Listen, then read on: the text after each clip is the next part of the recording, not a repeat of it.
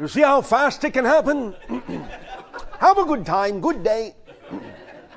Now,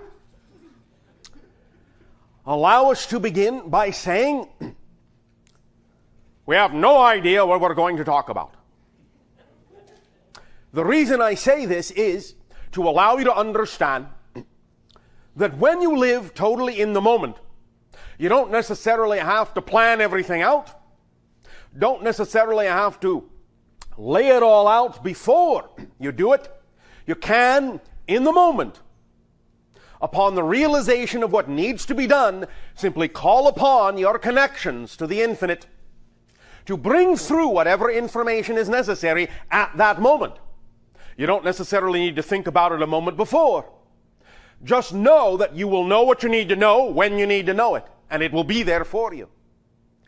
This connects into the idea of living fully, your excitement, being present, being in the now, and knowing that you are connected to all that is in whatever way, shape, or form at any given moment you need to be to bring through for you at that moment what you need most.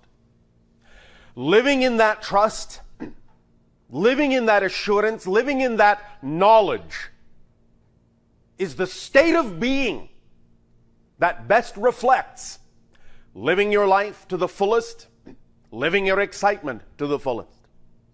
Now again, when we talk about the idea of excitement, you can use any kind of label you wish to represent that.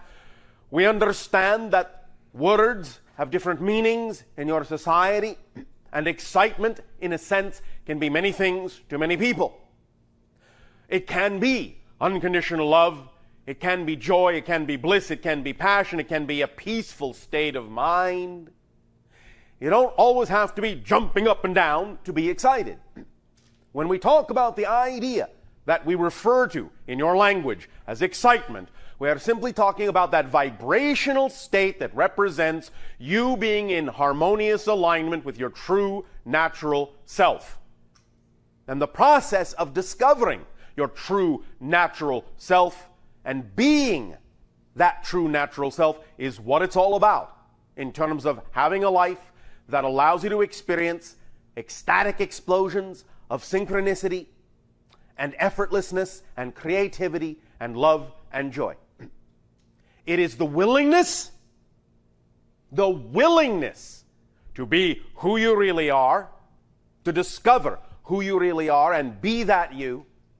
That willingness is all it takes to get the ball rolling, to start the momentum going, to bring into your life, to attract to you those things that are most reflective of what you need next, of what you need to look at, what you need to deal with, what you need to process, in order to add that knowledge and add that experience to your being so that you can expand and expand and expand and experientially become more of who you were already created to be.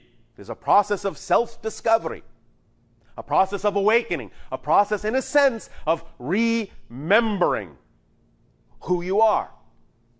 As we said, that's what physical reality experience is all about. It's making choices. It's the ability to choose. It's the experience that choice brings you of discovering through all the choices you make who and what you really are as this particular personality in this particular parallel reality life. Now, yes, of course, the greater you, what some people may call the oversoul, obviously has a number of lives going on simultaneously in what you call parallel realities or past or future. All of those things coexist concurrently, simultaneously. But this you is unique, as all of the different versions are, all the different life experiences are, whether physical or not. Each aspect of your greater self is unique. And so even though you have many lives, this life will never happen again and has never happened before. This is the only life this you has. And so to make the most of it, to allow yourself to really experience, to really savor what this life is all about, the idea is that you have the freedom, regardless of what you have been taught, regardless of what you may still believe, you have the freedom at every given moment to choose who you prefer to be, how you prefer to act, what experience of life you prefer to have, that you believe is most representative of the you are, in your heart of hearts, in your deepest soul. Now, as children, many of you automatically understand what it is to live an exciting life. But of course, different belief systems that have developed within your society over time will often talk you out of continuing to live that exciting life as you grow up, as you mature. But the idea is really to learn to balance that, to learn to blend that, to learn to become a grounded adult who still understands the freedom of play, the freedom of creativity, the freedom of excitement in the way you understood it as a child. So it is allowing yourself as an adult to rediscover how you can integrate that excitement, that childlike attitude, that childlike gratitude for every moment of the day, for a total appreciation of your life in a way that is natural, in a way that is second nature to you, actually first nature to you. So that you can know with assurance that as you move through life and as you make decisions and as you make choices, you are constantly supported in whatever choice you make, to whatever degree you are willing to make it. You are never not supported by the universe. And this is the first element we wish to drive home with you with regard to the idea of living an exciting life, is the understanding and the realization you are never not supported by the universe. Totally. Many of you can create an experience as if you are unsupported in a variety of categories and ways, but all that is happening is you are being supported in what might be a negative belief. The universe does not judge. All that is does not judge whatever belief you choose to experience. And if you choose to create a definition and a belief within your consciousness that says you are not supported, the universe will support you in your experience of lacking support. You are always supported, but you are only supported to the degree and in the manner your strongest belief says you are capable of being supported in. But you are supported fully in that belief, in that experience.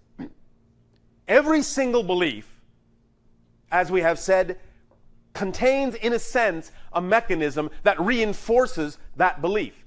It creates a self-fulfilling reinforcement mechanism. It has to, by definition. If belief did not contain self-reinforcing mechanisms, you would not be able to have discrete experiences in physical reality. You would not be able to have a particular experience of a particular belief without other beliefs leaking in.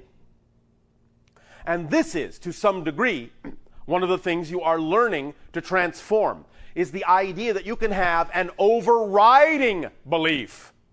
An overriding belief that colors all other beliefs, that beliefs are easy to change, instead of an overriding belief that beliefs are difficult to change. The overriding belief that beliefs are difficult to change is part of the paradigm of the belief itself that is there so it will be reinforced so you can have that experience that the belief creates. But now, in your age of transformation, you are learning you can replace that overriding belief, that program, that equation, with another one.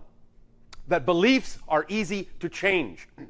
So that you can simultaneously, shall we say, experience to whatever degree you wish to any particular individual distinct and discrete belief, but at the same time always leave yourself a key to unlock from that belief should you desire to do so when you are done with that scenario.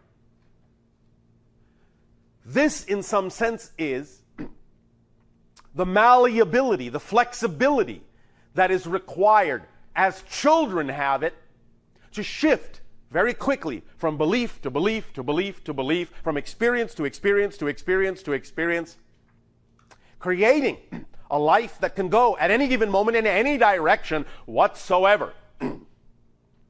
So that you understand that every single moment is a zero moment and is absolutely not connected to the moment that was there before it, unless you believe it is. And that's the key. At every moment, you have the absolute and total ability to reinvent yourself, redefine yourself wholly, completely, and become a completely different person. That is another thing that it helps to begin to realize, fully realize, when it comes to living a life of high excitement, is that every single moment you actually are literally a different person. And the person that was there a moment ago is not the same person.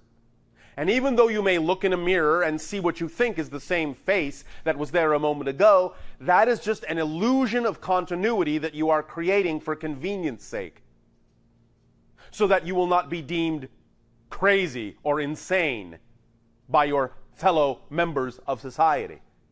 But you could create such a distinct difference in the person from moment to moment that when you look in the mirror, you would actually see a different face every single time you look.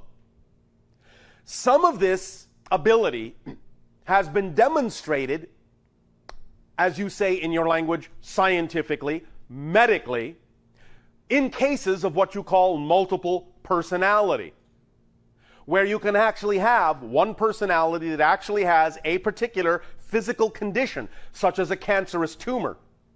But when they switch to another personality, the tumor is nowhere to be found, instantaneously transforming because this personality never had cancer.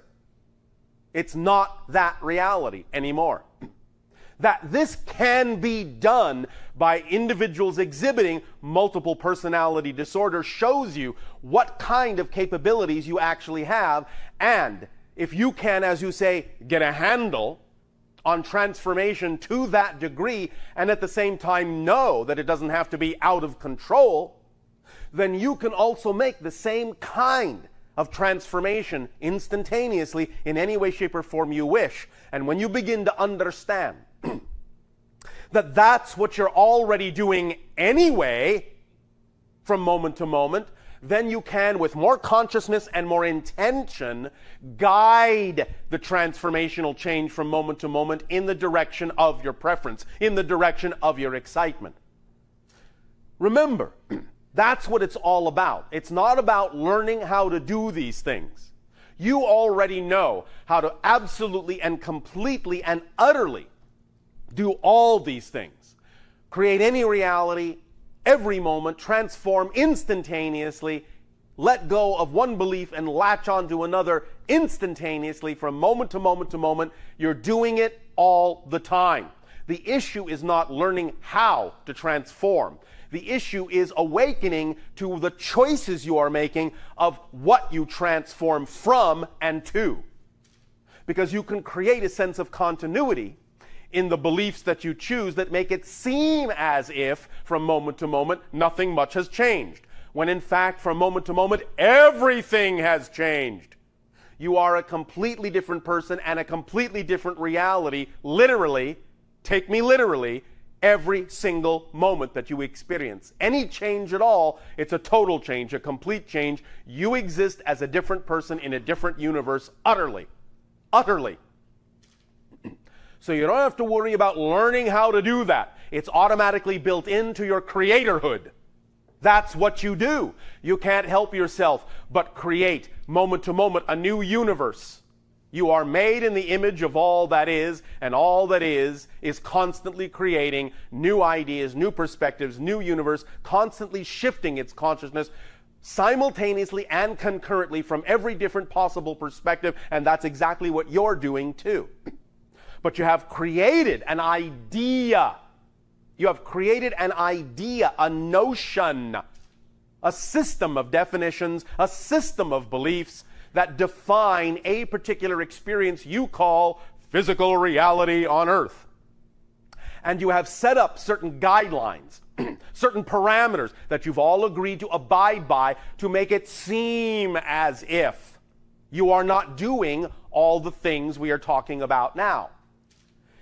Again, as an example, you talk about the idea, or your scientists talk about the idea that you only use 10% of your brain. No, you use 100%. But you use 100% to make it seem as if you're only using 10. That's what you're doing. You're creating an experience of only using 10% of your brains with 100% of your brains. So waking up to that fact is what will allow you to realize you can change the percentage anytime you wish. Anytime you wish. Because all you're doing from moment to moment is saying, I choose 10%, I choose 10%, I choose 10%, I choose 10% again, I choose 10% again, I choose 10% again. Why? Because I said I have to. Why? Because I said I have to. Why? Because I said I have to. That's all you're doing. You're creating an illusion of continuity with your choices. You can break the continuity. Now, I understand, again, because of belief systems within that particular paradigm, that the idea of breaking continuity can be scary because of the way you define the concept of breaking continuity. But what this is all about is learning to break continuity creatively. This is all artists do anyway. You're all artists. You're all geniuses. The idea of there being a fine line between genius and insanity is exactly this issue. The individuals on your planet that you call insane or have psychological disorders like the multiple personality disorder we recently mentioned, the only difference is that they are not aware of what they are doing in such a way that they can apply it creatively. They're not breaking their continuity intentionally and consciously. This is all about doing the same thing, but doing it intentionally and consciously and artistically and creatively. That's the only difference, and that's why you recognize instinctively, intuitively, that there's a very fine line between genius and madness. Because the idea of going from genius into madness is simply an idea of creating a belief system that allows you to forget that you are capable of breaking your continuity at will. And when you impose upon yourself the belief system that you are not breaking your continuity by choice, then you experience the thing called madness or disorder. But when you understand that you are breaking your continuity by will, by choice, then you have genius and artistry and creativity. That's the only difference. It's an issue of understanding how to break your continuity by choice and liking it, enjoying it, and not being afraid of it. It's all about making a friend of the unknown. Making friends with the unknown, allowing the unknown to be a place of excitement and surprise and discovery rather than a place of fear, rather than something to run from, rather than something to hide from. It's a place to go toward. The unknown is where you will discover all the rest of yourself. That's where the rest of you is. In the unknown. So you want to develop a willingness, not just to crawl there, not just to walk there, but to run there, run to the unknown, embrace the unknown. It only contains more of you. That's all the unknown ever contains. More of you, more ability to discover more of you. If it's scary, that's an opportunity to get in touch with the belief systems that make it seem scary. Because it's only your definition of the unknown that creates the experience of fear. There is nothing about the unknown itself. There is nothing about the unknown itself that generates fear. Only your definition of it generates the experience of fear. That's all. It's the only thing that works that way. So, embracing the unknown, making choices at will to break your continuity creatively will begin to allow you to truly experience what you have for a long time called magic, where one moment does not necessarily have to appear connected to the next, where your space-time reality begins to get very slippery, and you can all of a sudden begin, if you have not already begun, to experience such things as winding up somewhere and having no idea exactly how you could possibly have gotten there, getting somewhere in an amount of time that heretofore would have been impossible to get there in, and all sorts of experiences like that where you suddenly realize that you can do without some of the intervening continuity moments. The ideas of teleportation, the ideas themselves of shifting in time, the idea of expanding your awareness to many different lives and parallel dimensions of reality, all come from the willingness to break your continuity creatively.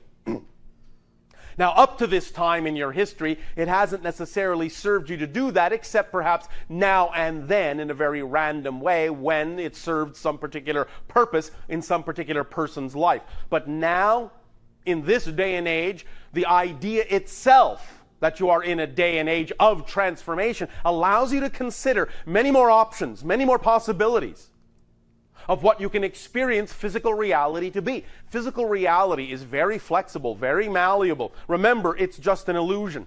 It's just a mirror. It only reflects back what you give off.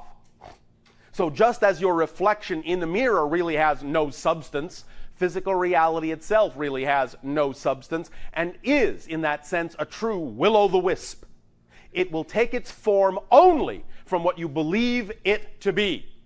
Only from the solidity you impart to it with your definitions and your meanings and your beliefs. It is no more substantial than that. No more substantial than your idea of it. What is real is your experience. That's reality. Experience is reality. Reality is experience, not the things that are the props of the experience. The experience itself is who you actually are, is what you actually are. You are consciousness experiencing itself from all the perspectives it can.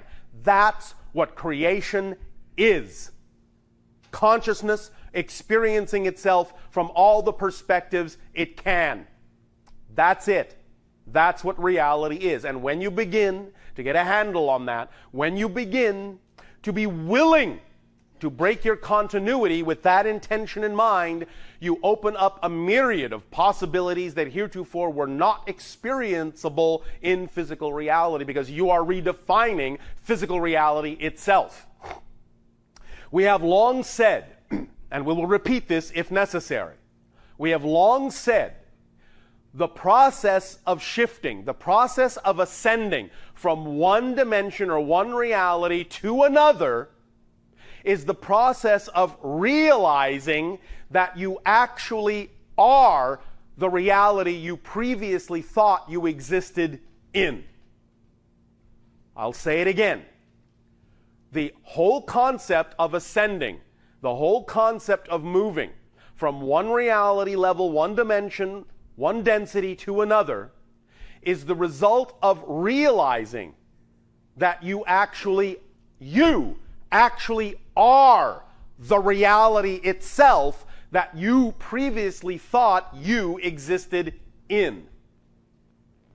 So what we are saying is, you don't exist in physical reality, You are physical reality. It is you. It's just an extension of your consciousness. It's just an experience in your consciousness. When you recognize fully that there is no physical reality except for your experience of it, and that that's what reality is, that is what allows you to experience an expansion of your idea of reality as you experience an expansion of your idea of yourself. And that's what allows you to have the experience you call ascension, or advancement, or growth, or expansion.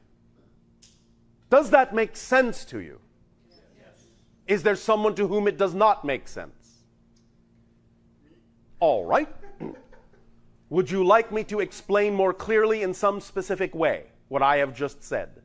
But you can repeat it, please. Just repeat what you said. All right. Different words, maybe. All right. Right now, most of you imagine or have been taught to believe that physical reality is a place in which you exist. You understand? You are being taught that physical reality is a dimension and that somehow you as an individual exist inside that dimension. But you don't. The dimension exists inside you. It's just an idea. There is actually nothing out there. There is no out there. That's an illusion. It's a projection. It's all going on inside your consciousness. Does that make sense?